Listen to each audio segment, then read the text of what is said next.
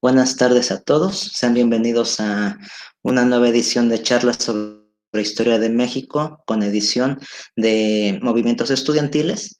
Una disculpa antes que nada, en el correo que les mandé decía que hoy era la última sesión, pero me confundí con las fechas, de hecho todavía falta una. Tenemos la sesión del día de hoy y luego el jueves próximo todavía tenemos otra, entonces una disculpa y una corrección allí.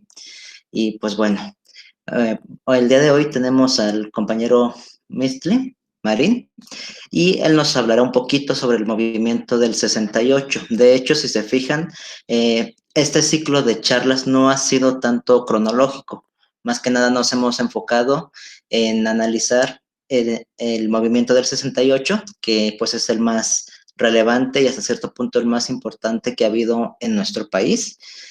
Y pues bueno, de hecho, el compañero tiene sus líneas de investigación en torno a este tema. Eh, Mistlin, ¿te gustaría compartirnos un poquito sobre tu trayectoria académica? Sí, ¿qué tal? Buenas tardes a todos. Antes que nada, muchas gracias por abrirme este espacio. Bueno, yo me especializo en movimientos armados y también movimientos estudiantiles del siglo XX en México. Soy pasante del Colegio de Historia por parte de la Facultad de Filosofía y Letras de la UNAM. Llevo investigando más o menos estos temas unos 3 años, así es que es un poco complejo el tema, ya que las investigaciones hasta estos años se han dado.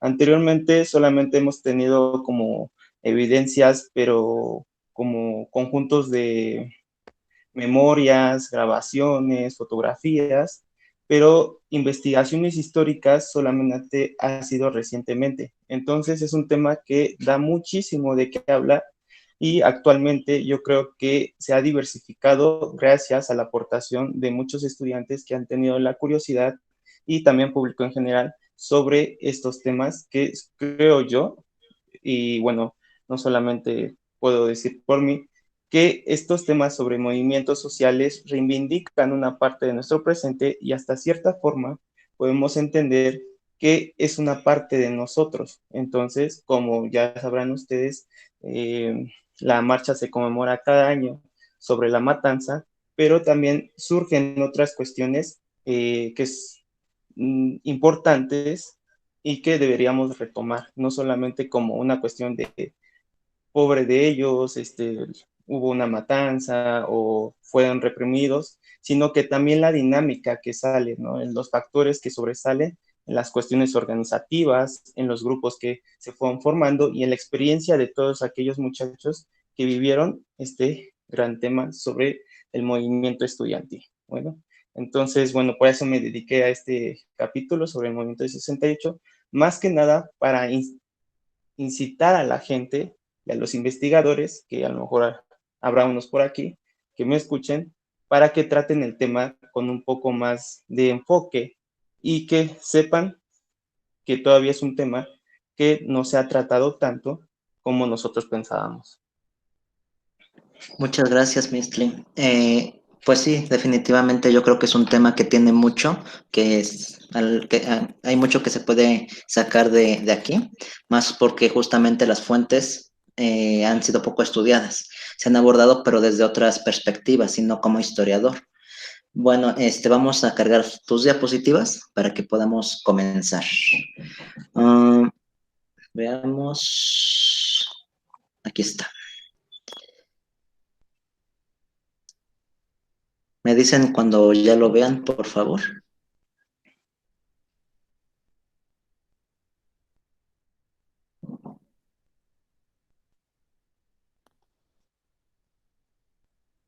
Okay.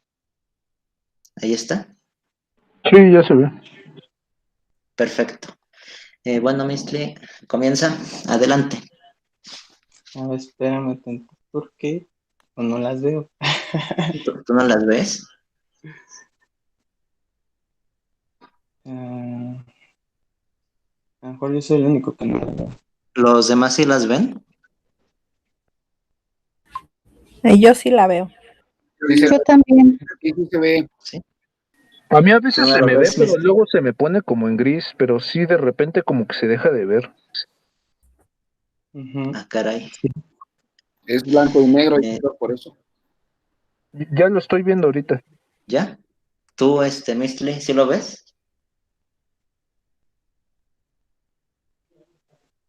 Dios santísimo.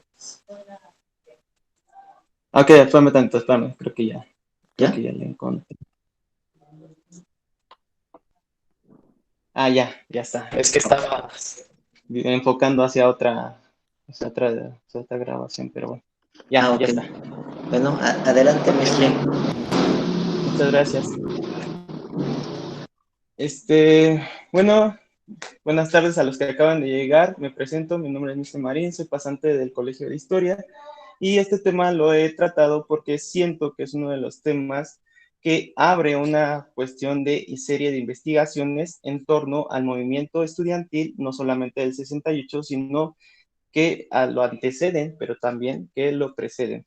También es una cuestión sobre enfocarnos en esta izquierda mexicana que surge en estos tiempos y que nos da un enfoque distinto a cómo es la izquierda, ¿no? En tiempos actuales se ha criticado mucho de que la izquierda pierde el rumbo, de que la izquierda está en otros enfoques, pero realmente la izquierda es una diversificación de posiciones que se unen en ciertos momentos, en ciertos episodios de nuestra historia, para dar paso o seguimiento a ciertas demandas sociales, ¿ok? Entonces, la izquierda no es un ente como único, sino es un prisma que se abren en distintos grupos que van conviviendo, no solamente entre cuestiones políticas, sino también en cuestiones sociales y culturales. El movimiento estudiantil representa, en cierta forma, cómo es que la izquierda convive con grupos que en un principio no eran el enfoque o la vanguardia que ellos buscaban, pero ya para estos tiempos de los años 60 se empieza a ver un enfoque hacia el estudiante como una vanguardia, como un ser que progresa, un ser que comienza a tener conciencia de sí. Entonces, bueno, abrimos este capítulo para que yo les narre un poco sobre las relaciones que existen entre estos grupos de izquierda y el movimiento del 68. ¿Ok? En la siguiente diapositiva, por favor, Leonardo. Muchas gracias.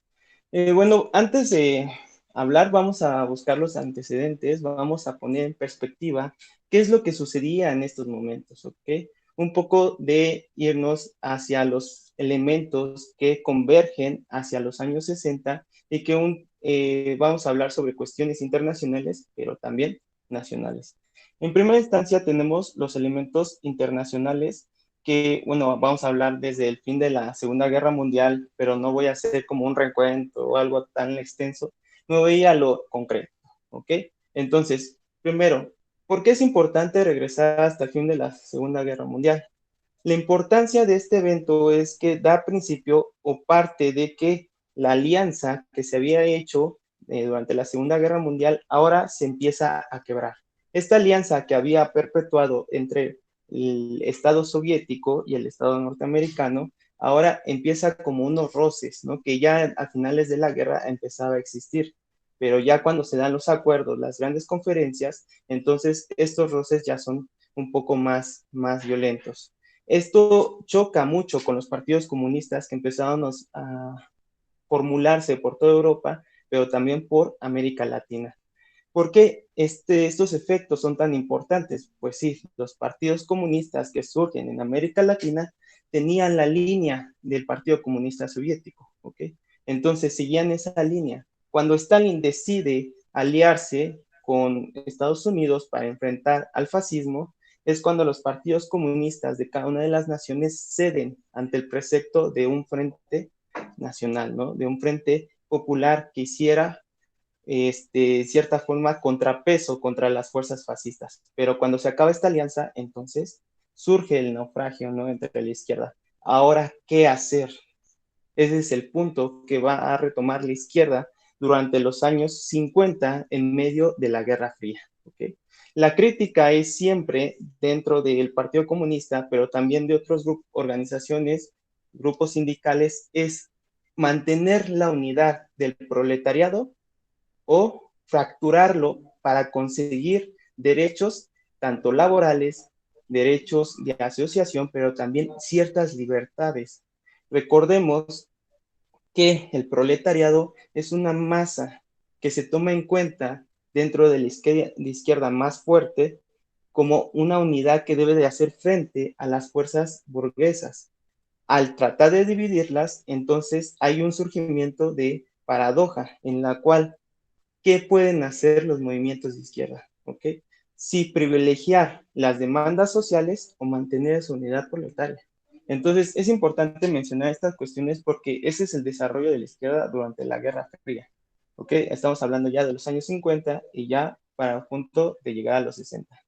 Otro punto interesante es la industrialización del tercer mundo, que se da en un momento de configuración de un Estado fuerte dentro de América Latina, la necesidad de conformar estados políticos fuertes que garanticen la democracia se da a partir de la Segunda Guerra Mundial. Varios estados de América Latina empiezan a surgir esos pequeños brillos de democracia.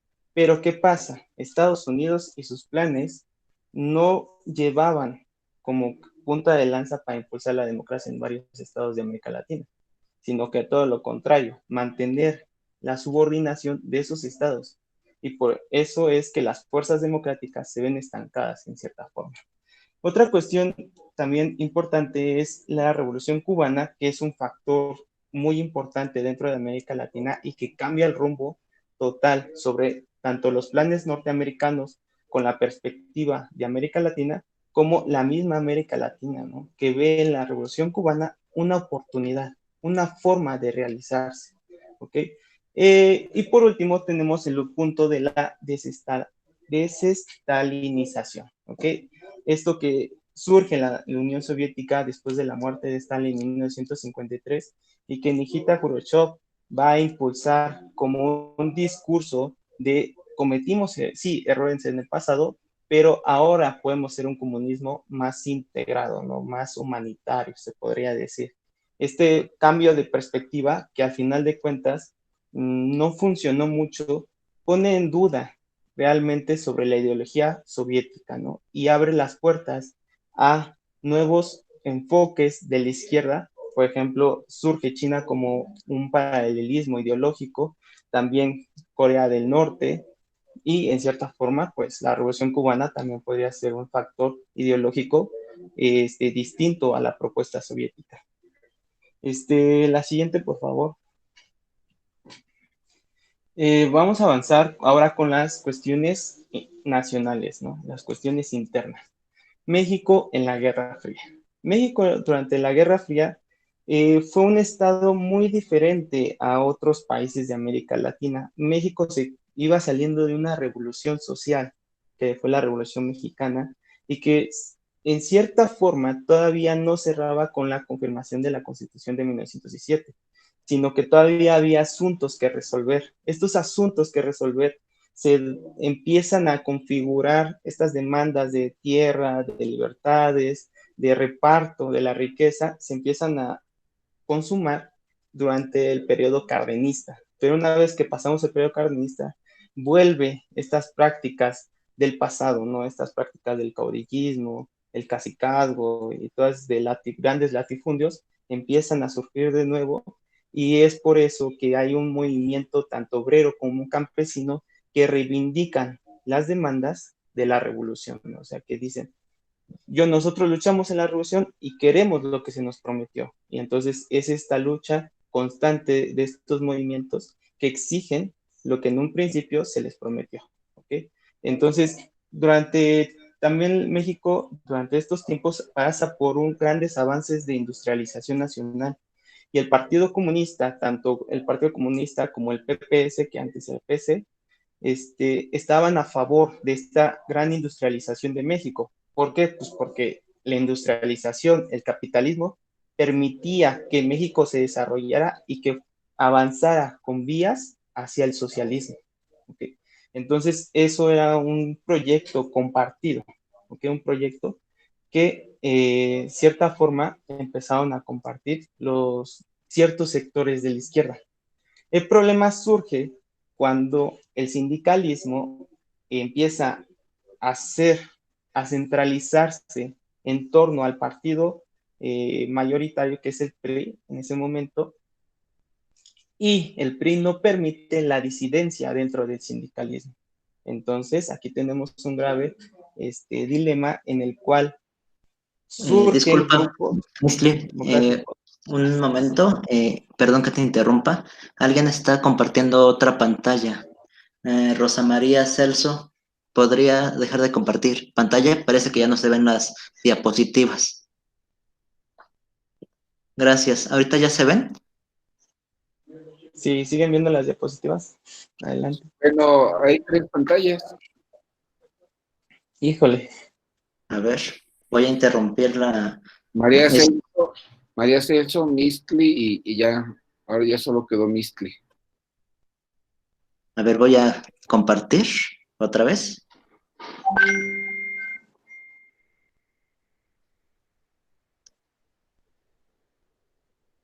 A ver ahí, ¿ya la están viendo? Ya. Ya, ahora ya. Ok, adelante. Ya está. Gracias.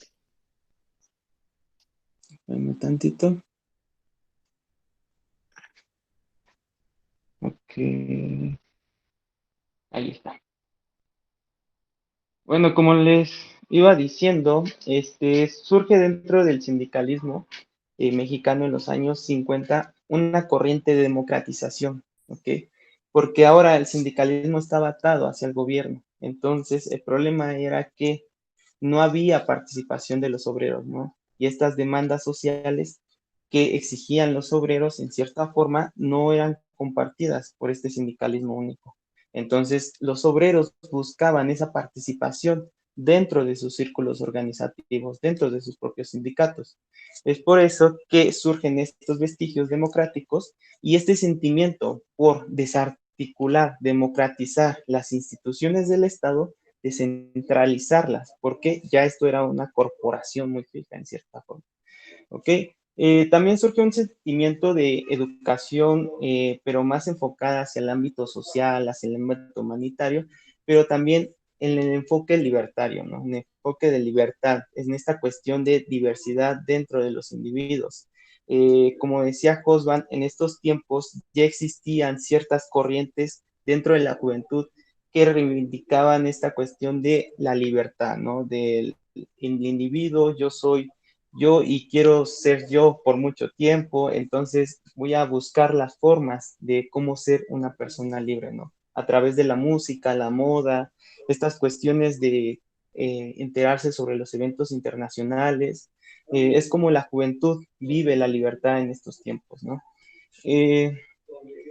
Pero todos estos cambios, tanto internacionales como nacionales, hace que haya un cambio de paradigma dentro del Partido Comunista, el CENT, que va a ser una agrupación nueva de jóvenes que va a ser apoyada por el Partido Comunista, el PPS, que va a estar pues, a Pleda, ¿no? Y las Juventudes Comunistas, que igual van a ser oposición. ¿Okay? Por favor, Leonardo.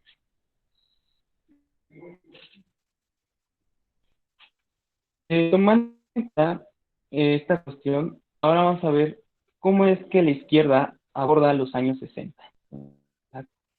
En esta década, los años 60. Primero, el PC pasaba por un mal momento. Antes de que Gustavo Díaz Ordaz llegara a la presidencia, había tenido ciertos conflictos con el Partido Comunista y también con asociaciones de izquierda, principalmente con los ferrocarrileros y representantes de los mismos. El magisterio también no tuvo buenas relaciones con Díaz Ordaz. Entonces, cuando Díaz Ordaz llega a la presidencia, es renuente contra estas agrupaciones, principalmente contra el Partido Comunista. Una de esas renuncias se da también porque Ordaz era un acérrimo anticomunista, o sea, él lo decía que los comunistas invadían al país y tenía este sexismo sobre la conjura comunista, entonces era una cuestión en la que el Partido Comunista no entraba en un sexenio como que muy propicio para que y aparte, en el sexenio pasado, muchos de sus compañeros y dirigentes habían sido encarcelados. Entonces, el Partido Comunista entró en una dinámica de debilitamiento, pero también, por otra parte, de fortalecimiento. ¿Por qué? Pues vamos a ver ahorita por qué. La cuestión del PP, Partido Popular Socialista, entraba en una dinámica de alineación con el gobierno. ¿Okay? Ese partido que se decía socialista todavía reivindicaba la política de unidad, ¿no? O sea, unidad frente al imperialismo yanqui, frente a las fuerzas extranjeras. Todo aquel movimiento que estuviera fuera de esta unidad se consideraba como un movimiento traidor. ¿Por qué? Porque podían ser infiltrados de la CIA, que es un discurso que se ha utilizado mucho en la izquierda, de son infiltrados, son esto, para desprestigiar otros movimientos de izquierda. Pero entonces el PPS argumentaba eso, ¿no? Todo que estuviera en contra del gobierno era un infiltrado que manipulado por la CIA, por las fuerzas imperialistas yanquis. ¿Okay? Y también, por último punto, entramos en la cuestión de los movimientos obreros y los movimientos sociales. A los años 60, los movimientos obreros estaban entrando en un momento complejo, muy complejo y complicado. El movimiento ferrocarrilero a finales de los años 50 había sido duramente reprimido y sus dirigentes, dos de sus dirigentes máximos, habían sido encarcelados en esos años. También el movimiento campesino había sufrido por varias masacres y matanzas, principalmente por caciques locales.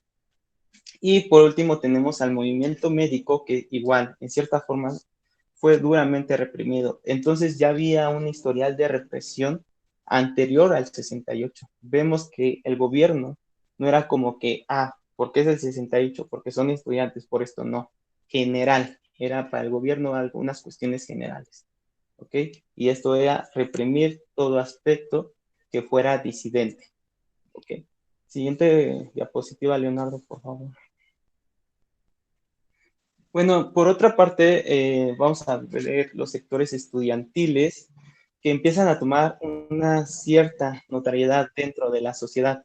Vemos que en el movimiento del Politécnico, a finales igual de los años 50, en los años 56 más o menos, empieza a tomar fuerza, pero es duramente reprimido. Incluso el ejército entra al casco de Santo Tomás y cierra los dormitorios y encarcela a todo aquel dirigente que se encuentra encima, ¿no? También persigue a los del partido. Hola. Aunque los de... No manches, te buena amiga. Hola, hija. ¿Es tu mamá? Disculpen, ¿pueden apagar sus micrófonos, por favor? Sin comer. Ay, Dios santo. ¿En la casa? En la avenida de Chuy. Ya me regresó. Siéntate a comer, hija. No, tía. ¿Qué Luis, siento? ¿me escuchas? Estaban sin comer todavía. Ay, hija. ¿Cómo estás? ¿Cómo te fue? Es en Aurora, Cómete una sopita de pasta. ¿Por qué? Hija, Porque no cómete estaba una bien. sopita de pasta. Ah, sí, ya supimos el chisme de... Ya todos Sí. nos enteramos. Ya Hubo todos nos cortando a la enteramos. mitad. hubo sopita de pasta, pero no dijo de qué figura, moño, corbata. Perdón, Sí, hasta yo me Una, distraje y hasta dije, bueno, creo que está interesante. Disculpe, una perdón. disculpa. Carlitos, ¿Se siguen viendo las diapositivas? creo que sí. ¿Sí? sí, Sí, se ve. están. Ah, ok. ¿Puedes continuar? Adelante, Mistli. Sí. Bueno, ájale. Ahora estoy pensando en otras cosas. Pero bueno, híjole, iba en el movimiento estudiantil. Para hacerlo algo sintético, vamos a referir que el movimiento estudiantil había pasado por ya una intervención militar en el movimiento del Politécnico del 56. Los militares entraron en el casco de Santo Tomás, cerraron los dormitorios, eso ya lo había dicho. Y bueno, esta es una evidencia de que no solamente en el 68 se habían tomado ya escuelas y que habían ocupado el ejército para reprimir, sino que anteriormente estos episodios de violencia ya, o sea, ya llevaban tiempo repitiéndose una y otra vez. También otro ejemplo de ellos es el movimiento en Michoacán, en la escuela, ahorita se me olvidó el nombre por estar pensando en otras cosas, la escuela de la Universidad de Michoacán de San Nicolás de Hidalgo, ¿ok? Este movimiento se da por ciertas disputas políticas y, bueno, al final de cuentas el movimiento estudiantil obtiene la victoria, quitan al rector y ponen a Elie de Gortari, que era un famoso filósofo reconocido de izquierda, y estuvo más o menos como 2 años en la rectoría. Eso estamos hablando a principios de los años 60. El problema fue que al gobierno le incomodaba mucho este nombramiento y entonces lo quita. Y el movimiento estudiantil otra vez en Michoacán vuelve a aparecer, pero bueno, ahí surge también una intervención policíaca y bueno, termina en represión nuevamente. Y así podemos mencionar casos en Sinaloa, Oaxaca, Guerrero, Estado de México, Querétaro, o sea, en todas partes de los estados de la República iba el movimiento estudiantil avanzando, a pesar de que iban en sus fracasos, pero sí realmente iban avanzando. Recordemos también que las normales rurales también estaban en un constante conflicto con el gobierno, porque el gobierno en cierta forma ya estaba planeando el cierre de las normales rurales para estos tiempos de los años 60. Estaba como que ese momento de, bueno, creo que estos son semilleros de guerrilleros, son como que incitadores hacia este proceso. Incluso ya después del 68 vamos a encontrar que empieza el cierre de las normales rurales, ¿no? Empieza esta cuestión. Pero bueno, para avanzar hacia el movimiento estudiantil, vemos que hay bases en las leyes. El movimiento del 68 no surge de manera espontánea, y mucho menos la represión, sino que ya todo hay un proceso atrás que va convergiendo en ese sentido. También la cuestión de la democratización que se vio en los sindicatos, en los trabajadores, también se retoma de los esta cuestión de reformar las universidades, de proponer planes de estudio, de tener otro tipo de educación. Entonces, sí vemos que la cuestión de educación, cuestiones de libertades individuales se reivindica dentro de los movimientos estudiantiles, pero también de los movimientos de izquierda. ¿Okay? Y sobre todo es importante que las juventudes estén muy atentas a los eventos internacionales. Vemos que la CENET estuvo en la conmemoración de la cuestión de la cerca de varios dirigentes de izquierda, varios estudiantes que tenían curiosidad también iban a estas conmemoraciones, a estas acciones, y bueno, así entramos en perspectiva qué pasaba con el movimiento estudiantil. La siguiente diapositiva, por favor. Bueno, para mencionar un poco y reflexionar en torno hacia el movimiento estudiantil del 68, vemos que realmente el movimiento estudiantil era un movimiento social, no era un movimiento que nace de la izquierda, sino que los estudiantes, por este mismo proceso organizativo, crean las bases a su modo, a su perspectiva. Ok, ayudó a la izquierda. ¿En qué ayudó la izquierda? En cuadros que la izquierda, desde las juventudes, Partido Comunista, hasta los que pertenecían a los grupos pequeños como el espartaquismo. Estos grupos de izquierda fueron los que nutrieron en cierta forma con varios dirigentes que van a guiar o tomaron las de este momento estudiantil. Pero esto no quiere decir que los manipulaban, ¿no? Todas las decisiones del movimiento estudiantil, desde el 56 hasta el 68, y así podemos seguir, eran decisiones que se tomaban en asambleas desde las bases y que gente o el estudiante les elegía por su capacidad, por su oratoria, por su inteligencia, es por sus dirigentes porque realmente pertenecían a un partido, a una asociación. No, disculpa, Mistli, perdón. Ya venía preparado. Mistli, ¿me escuchas? Perdón, Mistli, ¿podrías cambiarte de lugar? Como que se está entrecortando.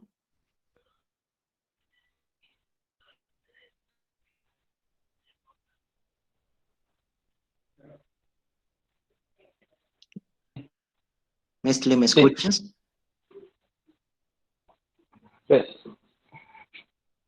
Sí, era. A ver,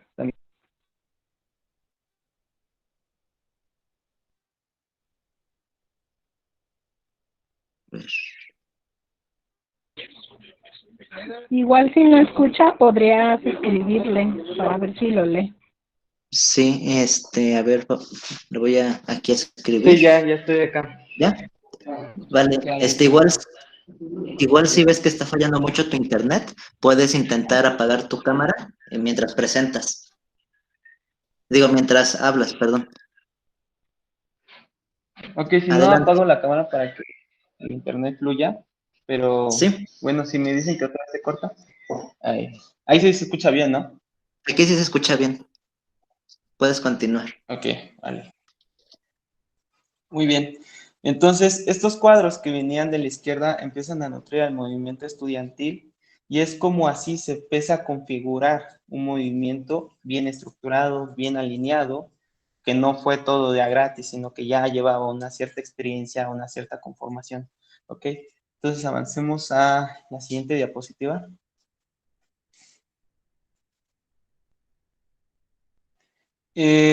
Ya para iniciar propiamente al conflicto que surge con el movimiento estudiantil, meses antes el Partido Comunista había tenido pláticas con el presidente, con Díaz Ordaz, en la cuestión en la que el Partido Comunista argumentaba sobre los detenidos años antes de que ejerciera su mandato y cómo es que iban a negociar estas partes de ponerlos en libertad, pero también poner fin a la persecución del partido, cosa que Díaz Ordaz como que no lo veía muy factible, ya que pues pensaba que al tratar de liberar estos cuadros del Partido Comunista era propiciar esta conjura comunista, esta cuestión de que los comunistas tomen el poder. Entonces, nunca hubo como tal un diálogo, sino simplemente Díaz Ordaz dijo un no rotundo, ¿no? O sea, no, los voy a liberar, no voy a dejar de perseguir, entonces así se queda la situación. El Partido Comunista insistía en el diálogo, siempre estuvo abierto a esta perspectiva de dialogar con el gobierno, no utilizar en cierta forma la fuerza como arma, ¿no? Sino más que nada el, el diálogo. Muy bien. La siguiente diapositiva, por favor. Por estas conversaciones es que se dan muchas confusiones en torno a las pláticas, ¿ok? O sea, la confusión inicia porque el Partido Comunista empieza a verse o hablar con Díaz Ordaz. Cuando estalla el conflicto con los estudiantes,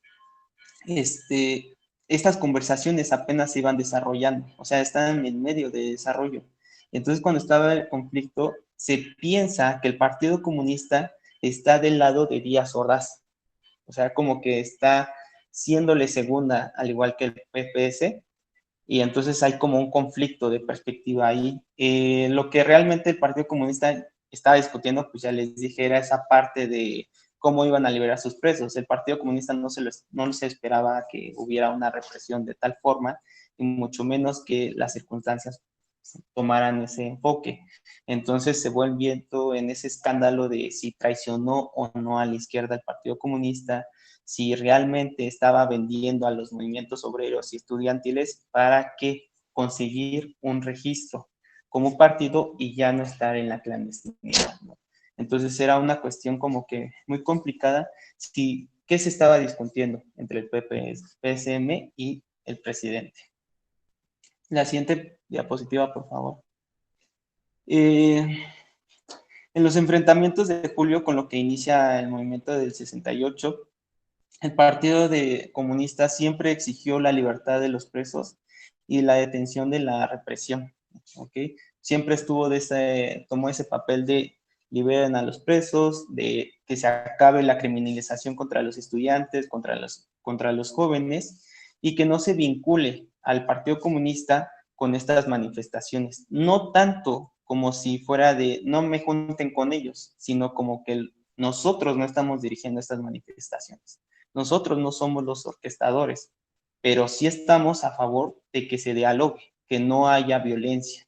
Entonces el Partido Comunista apoyó el diálogo antes que que las acciones violentas, ¿ok? Entonces todo esto se puede malinterpretar. ¿Por qué? Porque se puede decir que el Partido Comunista le estaba haciendo la jugada al presidente y que de cierta forma pues estaba dejando indefenso al movimiento estudiantil, pero realmente el Partido Comunista mantenía esa forma porque conocía al gobierno, conocía los métodos que utilizaba el gobierno para disolver los movimientos sociales. Entonces, pues más que nada el Partido Comunista andaba con cierta precaución, cosa que las juventudes comunistas o la CNET o incluso el mismo movimiento estudiantil de 68 no veían, como que estaba muy a favor de seguir escalando en este conflicto, y ciertos grupos dentro de la izquierda comenzaban a actuar de manera directa, de manera a contrarrestar esa violencia de manera directa. La siguiente diapositiva, por favor. El germen de la acción directa surge a partir de las eventualidades que se dan durante el año del 68, que van a ser el bazucazo, cuando tiran la puerta de la prepa, las batallas campales que surgen alrededor de las bocas y que después los militares toman esas bocas, y por último, la batalla del casco de Santo Tomás, otra vez Santo Tomás. ¿Okay? En esa batalla del casco fue realmente un episodio brutal, o sea, fue una masacre esa batalla. Tanto los estudiantes que tenían la universidad se aferraron tanto a esa universidad que pusieron barricadas, se organizaron, y los granaderos no pudieron entrar. Fue hasta que el ejército se anexó a la batalla, y entonces se inició todo un conflicto que después de 4 horas de estar batallando, lograron liberar el casco, los militares, y tomaron varios presos. Entonces, todos estos episodios de violencia daba por entendido que el gobierno no quería dialogar, o sea, que el gobierno no estaba dispuesto al diálogo. Por lo tanto, algunos estudiantes comenzaron a prepararse para la acción directa. ¿Qué es la acción directa? Tomar ciertas armas y defenderse, resistir ante los embates del gobierno, ¿no? Preparar brigadas de control, de brigadas como especie militares, hasta en cierto decían que si había una cierta armamento, que si había, todo esto pues obviamente es con evidencia, ¿no? Se los digo no al aire, sino que hay evidencia sobre estas cuestiones. Bueno, sí, ya te voy a decir que le siguieras a la siguiente. Por favor. Y bueno, ya cuando ocurre la matanza del 2 de octubre, es cuando muchos hacen reflexión de qué es lo que pasó, qué es lo que sucedió, en qué momento pasamos de movilizaciones, brigadas, plantones y todo eso a estos momentos o estos episodios brutales de violencia. Una vez que pasa el 2 de octubre, el movimiento estudiantil había quedado prácticamente desarticulado, había quedado prácticamente inválido, o sea, totalmente había sido aplastado. Pues no eran, o sea, resistieron bastante bien, pero esa era la realidad que tanto el Partido Comunista vio y recomendó, incluso hizo un llamado a los jóvenes que todavía querían persistir en estas movilizaciones, porque ya dejaran el movimiento, porque se atenuaran las cosas, liberaran las escuelas que hacía falta que se liberaran, y que entraran en un proceso de diálogo con el gobierno y que se volvieran a organizar. Después del 2 de octubre, varios dirigentes, tanto del Partido Comunista como del movimiento espartaquista, de la CNET, como incluso de la FETSUN, que son de las normales rurales, fueron perseguidos. ¿Okay? Varios dirigentes fueron perseguidos. La mayoría sí los encontraron. Muy pocos quedaron en libertad. Y esos pocos que quedan en libertad deciden que, pues, la siguiente diapositiva, por favor.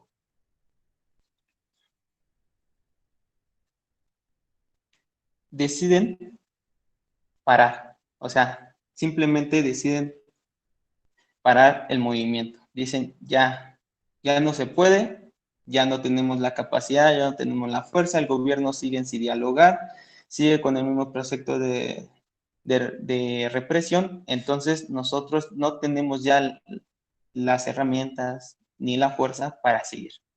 Es por eso que Partido Comunista pues hace este llamado porque sabe que ya no hay como una base que ya sustente este movimiento.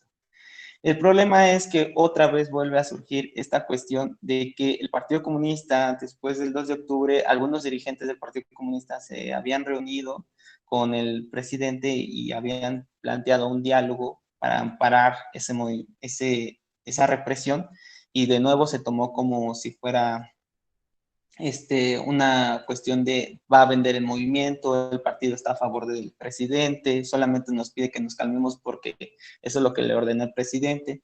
Entonces, todas estas cuestiones se van a retomar, y por eso es que vamos a iniciar en los años 70 con una izquierda distanciada, una izquierda que por una parte empiezan a surgir ya grupos radicales que dicen: el movimiento del 68 nos dejó la experiencia, y los movimientos anteriores estudiantiles nos deja la experiencia de que la represión va a seguir y que el gobierno no dialoga. Entonces, por ese camino no es, por el camino que el Partido Comunista nos plantea no lo es, ni los demás partidos que le hacen la jugada al gobierno. Y la siguiente, por favor.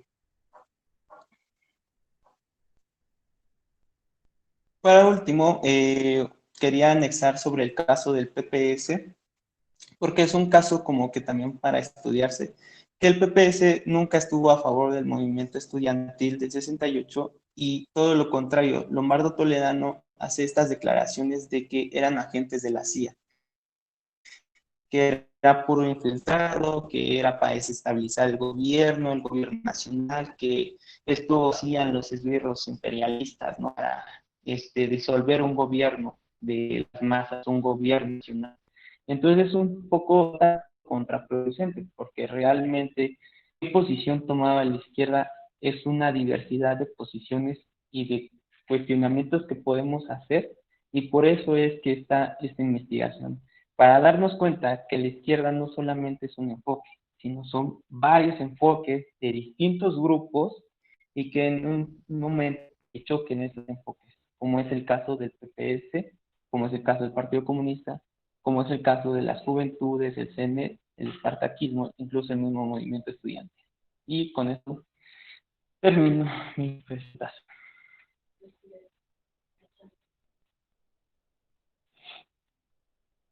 Muchas gracias. Estuvo bastante interesante todo esto que nos platicaste. De hecho, pese a las interrupciones, yo puedo decir que fue una gran presentación. Es muy interesante ver este aspecto pues de la izquierda, porque muchas veces vemos a la izquierda como si fuera una masa homogénea, con un solo grupo de ideales que son los que se persiguen, por así decirlo. Sin embargo, con esto que nos planteas, nos haces ver el movimiento desde una perspectiva con múltiples matices. No todo es blanco y negro, sino que hay diferentes intereses que se van entrelazando, diferentes líneas de poder que se pueden unir o separar en determinado momento. Entonces, pues sí, es bastante enriquecedor todo esto. Y pues bueno, en estos minutos que nos quedan, hay que abrir las participaciones. Para participar hay dos opciones.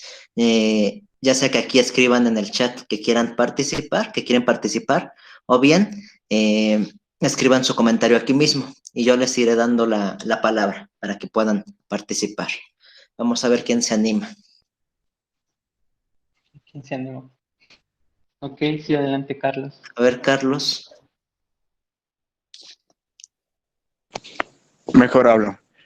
Entonces, Okay. el origen de los movimientos del 68, bueno, en lo que culminó la matanza del 68, todo lo que lo originó fue que el Partido Comunista Mexicano buscaba su registro para ser oficialmente un partido, pero en ese entonces el gobierno le negó la oportunidad del registro y por ende mandó a atacar a todas las escuelas. Ahí es donde tengo mi duda. ¿Cómo estuvo? Ok, Carlos.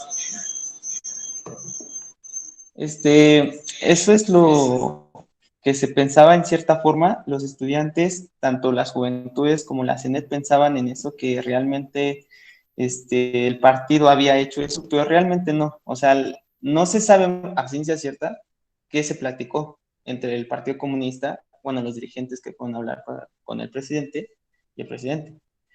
Pero lo que sí se sabe es que estas conversaciones ya se estaban dando, pero que fue o sea, todo se malinterpretó. O sea, realmente el partido solamente pedía que se le dejara de perseguir y que se liberaran a los presos, porque pues, o sea, esos presos pues estaban así como que, pues, ¿por qué los detienes si no hicieron nada? Y realmente no hicieron nada. Entonces, las pláticas giraban en eso, fuera la represión y libertad a los presos políticos, cosa que retoma el movimiento estudiantil. El problema es que esas pláticas a lo mejor no se dieron en el momento adecuado, a lo mejor no estuvieron tan bien vistas.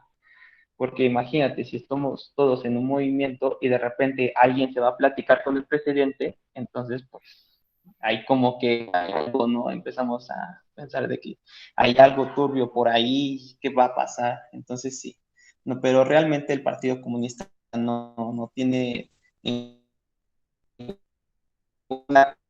represión, pero sí se le cataloga como parte de que tuvo lugar como parte ahí algo, ¿no? Entonces, pues, más que nada la exposición es para esclarecer este punto de que no, nada, cero que ver, pero bueno, sí,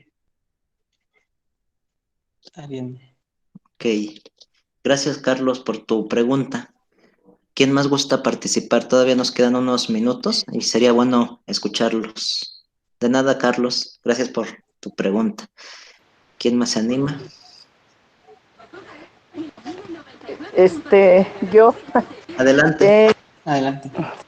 para ustedes, eh, ¿qué, qué partidos políticos en realidad, hasta la actualidad, son de izquierda?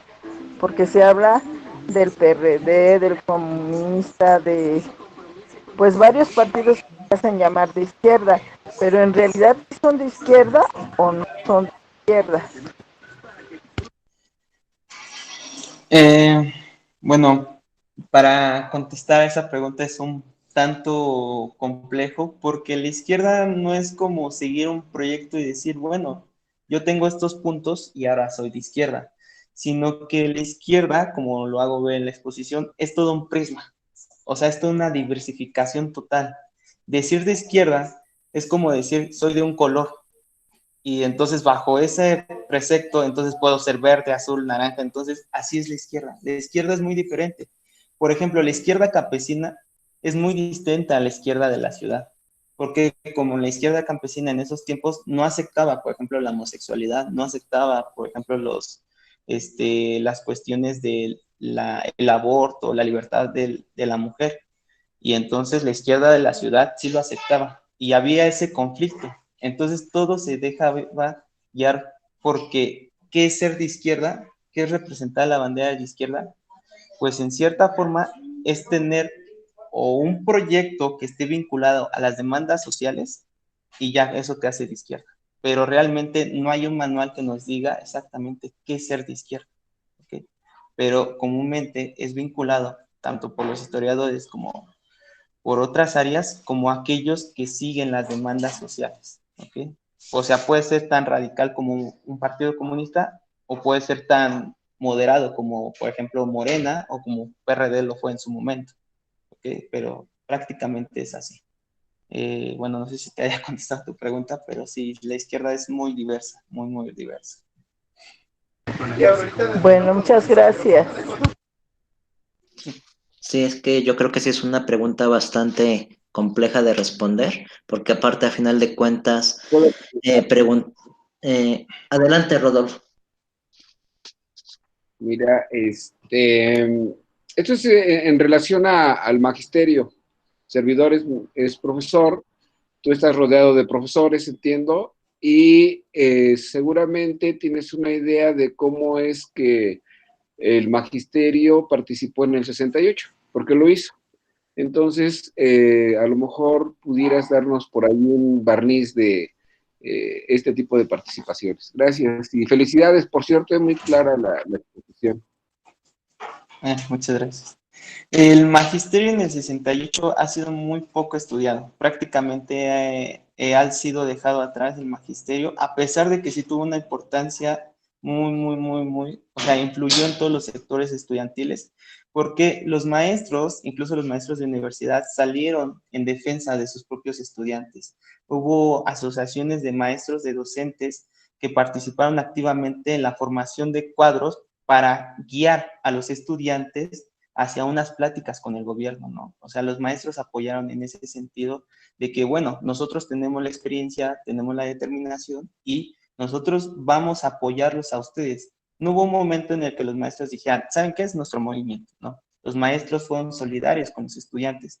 Después, cuando se da la represión, cuando se da la cuestión de lo de 2 de octubre, los maestros intentan ayudar a sus estudiantes juntándose con los padres de familia que desaparecidos, de muertos, de todo esto. Entonces los maestros siempre fueron un grupo activo que acompañó. El problema es que no es estudiado, no se tienen las suficientes fuentes para mencionar más, pero hasta ahí podemos garantizar que el magisterio siempre fue solidario con los estudiantes y hasta la fecha ha sido un vínculo que pues ahí anda, ¿no? Gracias. Nada más te doy una hebra para la investigación en esta presentación. Entonces, pues La con normal esto, pues, de México, la que se ubicaba en y él puede, yo puedo. y San Antonio, fue la última escuela, la última de todas Pues sí, las es eso.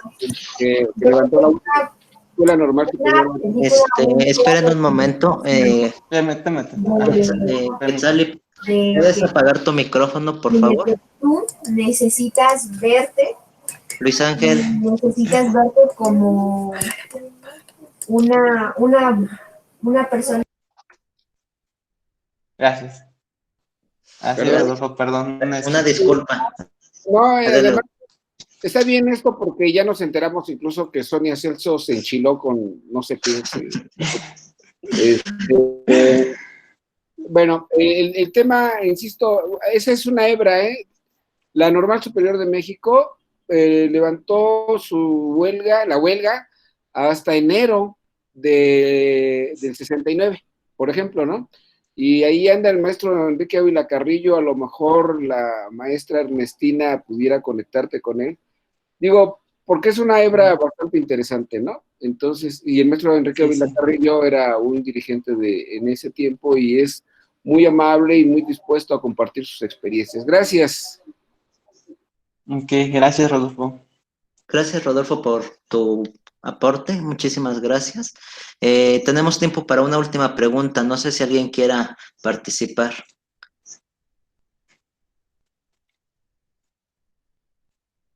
Vamos a ver quién se anima.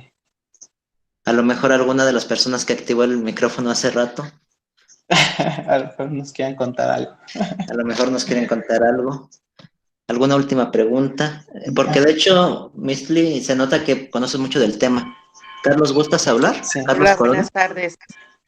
Bueno, ya me ganaron. Ok, primero Sonia y después Carlos. Adelante, Sonia. Bueno, yo sí quiero felicitar al expositor.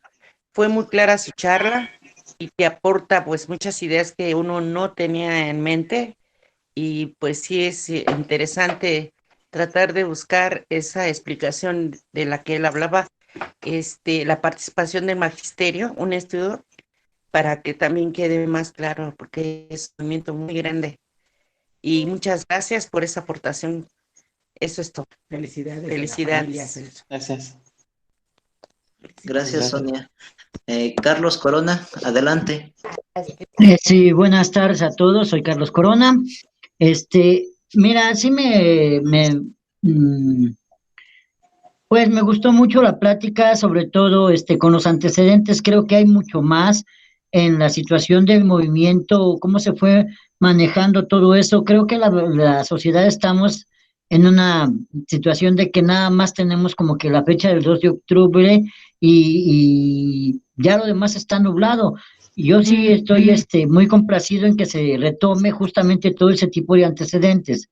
La segunda, en la pregunta que hicieron acerca de lo de la izquierda, sí es cierto que la izquierda es vasta y que la han encasillado justamente en la lucha por las situaciones sociales de la gente, pero yo sí creo que no nada más es es el motivo de la izquierda, pues creo que tiene espíritu la izquierda, tiene ideales más profundos y sí te puedes identificar con la izquierda, ¿no? que los ideales que se manejan muchos de los partidos para poder allegarse a la sociedad los han utilizado, tanto de derecha, de centro, pues cierto, ¿no? Pero la izquierda tiene ideales y principios. La lucha por la justicia, por la democracia, por la libertad, son de sus grandes ejes de la izquierda, que han sido retomados por los demás partidos, y yo no consideraría que ahorita exista un partido meramente de izquierda.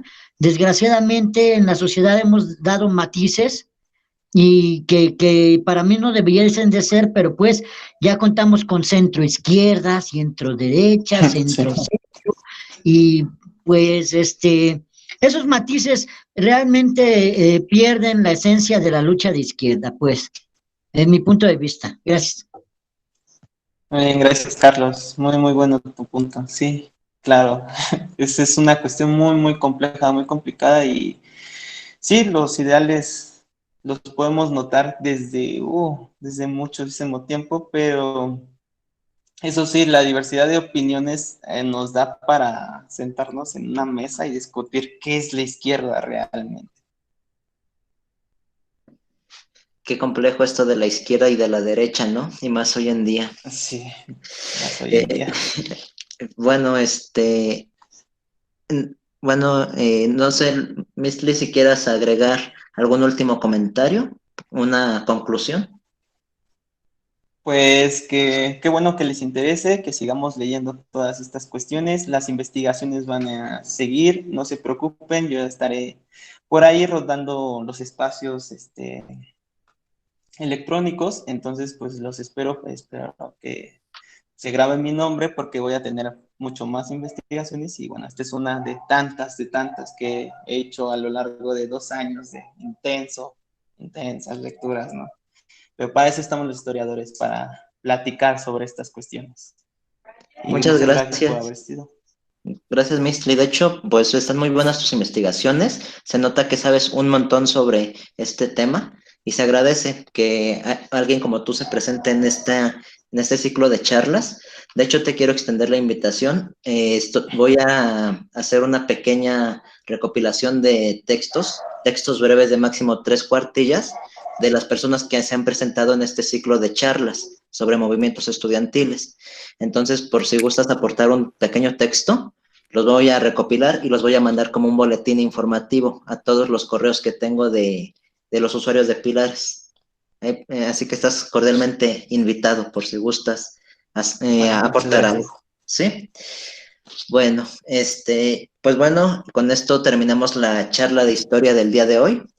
Mistli, te agradezco en nombre del gobierno de la ciudad y en nombre del programa Pilares, que es quien organiza este tipo de eventos. Gracias por haber estado con nosotros y gracias a los que nos acompañaron en esta charla. Cualquier cosa, pues estamos en contacto vía correo electrónico. Muchísimas gracias y hasta luego. Muchas gracias a todos. Hasta luego. Gracias, muy interesante, gracias. De nada. Gracias a ustedes.